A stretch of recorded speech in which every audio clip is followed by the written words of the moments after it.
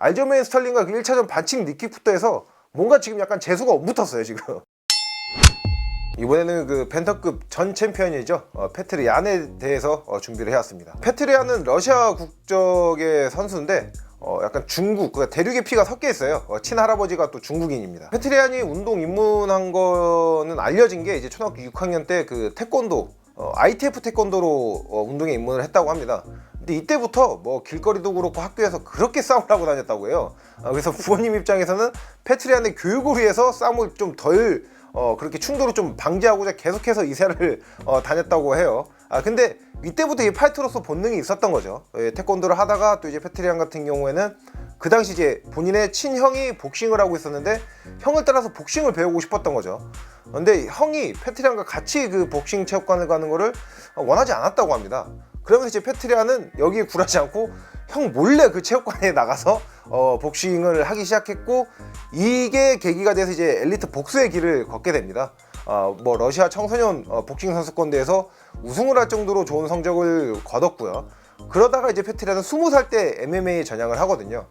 그런데 앞서서 말씀드렸다시피 뭐 청소년대에 입상을 할 정도로 워낙에 기본 배경이 좋다 보니까 뭐 프로 무대 데뷔한 동시에 그 러시아에서 가장 큰 단체인 그 ACB의 벤턴급 토너먼트에 참가를 하게 돼요. 그리고 토너먼트에 참가해서 당연히 또 페트리안이 우승을 하게 되고 또 ACB 타이틀 도전자로서 자격을 얻게 되거든요. 하지만 그 경기에서는 아쉽게 이제 스플릿 판정으로 판정 패배를 하게 됩니다. 하지만 이후에 다시 동일한 상대로 리벤지에 성공하고 ACB 타이틀, 벤턴급 타이틀을 1차 방어에 성공하면서 UFC에 진출을 하게 되죠. UFC에 진출한 게 2018년 6월경인데 이 페트리안의 행보가 정말 대단한 게 2018년 6월부터 2019년 6월까지 단 1년이란 그 시간 동안 무려 UFC에서만 5연승을 구가합니다. 그러면서 본인의 이름을 굉장히 각인시키죠. 또 이제 국내 팬들에게는 이 연승 기간 중에 또 잘 알려져 있는 경기 중 하나가 우리나라 손진수 선수와의 경기죠.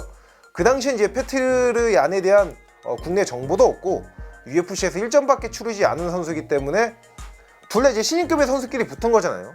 그러니까 국내 팬들이 손진수 선수가 패배했을 때 반응이 뭐 UFC 얘도 똑같이 신인급인데 얘한테 이렇게 패배하는 거면은 뭐 격투기 때려쳐라, 이런 극단적인 반응도 있을 정도였는데 페트리안이 챔피언에 등극하면서 그 여론이 완전 바뀌게 되죠. 이 손진수가 페트리안 상대로 제일 잘 싸웠고 얘 대단한 선수다, 이런 또 재밌는 일도 있었습니다.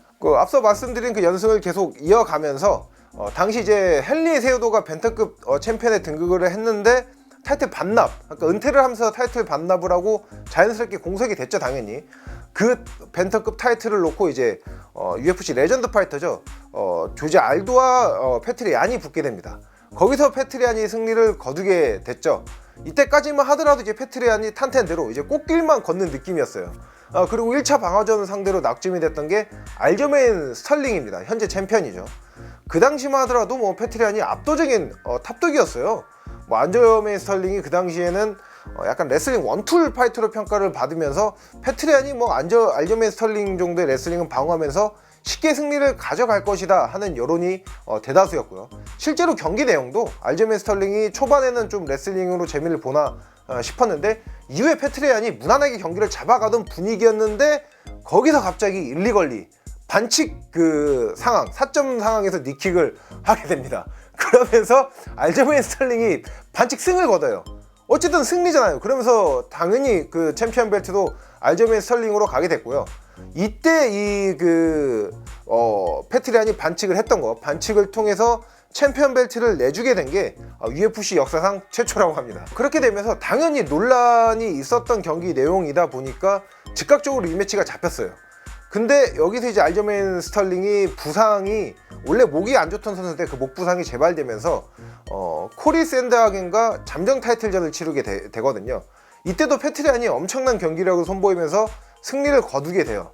이때도 그 경기를 본 많은 그 팬들이 이거는 역시 그 페트리안이 벤터급의 진정한 챔피언이다, 진정한 챔피언으로서의 그런 레벨을 보여줬다, 이런 평가를 받았죠. 그렇게 페트리안이 잠정 타이틀에 등극을 하면서 다시 또 알저메인 스털링과의 그 2차전이 성사가 됩니다. 그러니까 어쨌든 1차전도 페트리안이 잘하다가 뭐 반칙 그 니킥으로 승리를 내준 만큼 이 당시 경기 전에 예상도 당연히 페트리안이 압도적인 탑독이었어요. 근데 이게 웬걸? 알저베인 스털링이 1년이라는 시간 동안 완전히 육체 기질을 해서 나타난 거예요. 이게 원래 1차전 때문에 하더라도 약간 페트리안과 몸 대 몸으로 부딪혔을 때 그냥 50대 50 느낌이었거든요. 근데 이게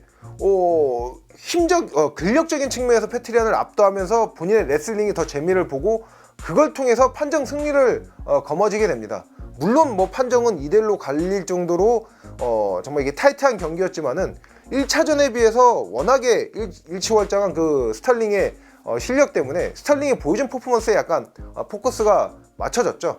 그리고 나서 그 다음 경기가 이제 션 오말리와의 경기였는데 이때는 뭐 알저메인 스털링과의 경기보다 더 그 페트리안의 승리가 확실시 됐던 상황이었어요. 근데 이때도 경기는 물론 션 오말리가 생각보다 잘했어요. 근데 누가 봐도 페트리안이 이길 만한 그런 경기라고 선보였거든요. 그런데 여기서도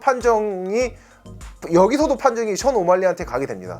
이게 어느 정도로 이게 판정에 대한 그런 얘기가 많이 나왔냐면은 그 북미 지역의 그 26개의 미디어 중에서 채점을 내렸을 때, 자체적으로 채점을 내렸을 때 25개의 매체가 페트리안의 승리를 줄 정도였습니다. 그러니까 이게 알저메인 스털링과 그 1차전 반칙 니킥부터 해서 뭔가 지금 약간 재수가 엇붙었어요 지금.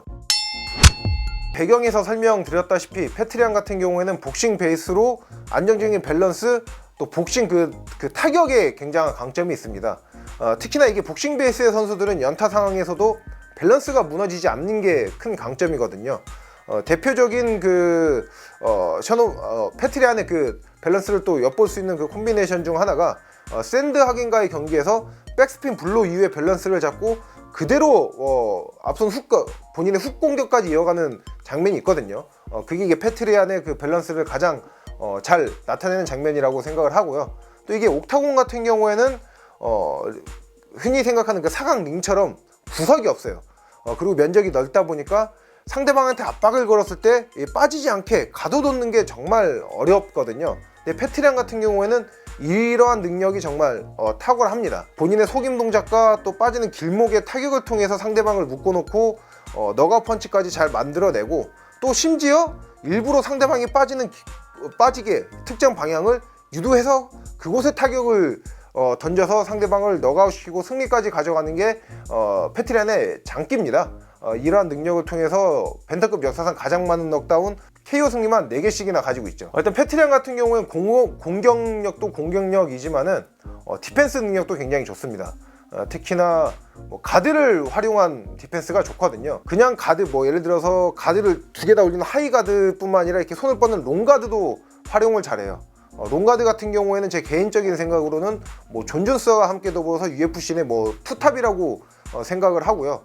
또 이게 가드를 바짝 올리는 이 하이가드 같은 경우에는 이 복부나 하체 쪽이 비면서 상대방의 테이크다운 그 시도에 취약할 수밖에 없는 부분인데, 페트리안은 이 상황에서 테이크다운 디펜스를 굉장히 잘합니다. 페트리안 특유의 그 디펜스 방법이 있는데, 이렇게 가드를 올렸을 때 여기서 만약에 상대방 태클이 들어온다고 해서 손으로 파내려고 하면은 동작이 늦기 때문에 아무래도 결국에는 상대방한테 그립을 잡히고 넘어가게 되거나 케이지에서 컨트롤 당하게 되거든요. 페트리안 같은 경우에는 가드를 올린 상태에서 그냥 중심을 확실히 낮춰요. 상대방이 테이크다운 들어오는 어깨와 본인 어깨 높이를 이렇게 맞추는 거죠. 그러면서 이제 몸통 박치기 식으로 상대방 테이크다운을 디펜스를 하게 됩니다. 이런 테이크다운 디펜스 능력으로 UFC 내에서만 90%의 그 테이크다운 디펜스 방어율을 자랑하고 있습니다. 페트리안 같은 경우에는 아무래도 복싱 베이스의 선수다 보니까 중심이 앞에 쏠려 있어서 킥 방어에 좀 상대적으로 취약한 게 있고요. 또 션 오말리전에서 드러났던 약점 같은 경우에는 본인보다 키가 큰 장신의 선수를 상대로도 이렇게 롱가드를 이런 식으로 활용을 하다 보니까 직선 공격을 허용하는 장면이 좀 나왔어요. 근데 이거는 제 생각에는 그렇게 굳이 큰 약점이라고 꼽을 수는 없는 것 같고요.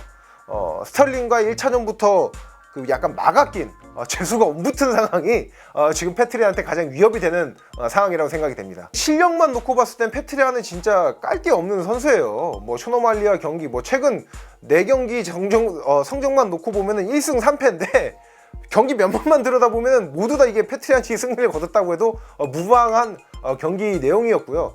근데 이게 뭐 운동 선수뿐만 아니라 모든 분들이 다 아시겠지만 이 멘탈이라는 부분이 엄청 중요하잖아요.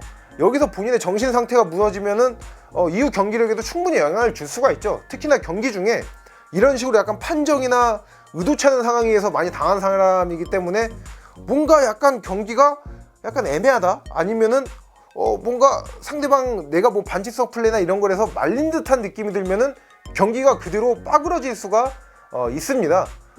실제로 이게 작년 연말 22년 연말에 러시아 기자를 통해서 페트리안이 원래 활동했던 단체죠. 러시아의 가장 큰 단체인 ACA와 뭐 협의 중이라는 그런 뉴스 소식이 나올 정도니까요.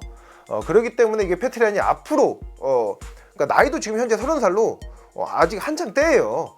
실력이나 뭐 신체 능력에서는 뭐 의구심이 없는 선수인데 본인의 지금 이런 어려운 상황을 잘 극복하는 게 중요하다고 생각이 되고요. 또 어쨌든 페트리안이 뭐 본인 뭐 와이프도 있고 아들도 있는 만큼 본인의 건실한 가정이 있잖아요. 본인의 그 가족이 그래도 페트리안한테는 큰 도움이 될 거라고 생각을 합니다. 그래서 지금까지 이렇게 페트리안에 대해서 알아봤고요. 또 다음 시간에도 재밌고 유익한 내용으로 찾아뵙도록 하겠습니다. 렛츠 댄스!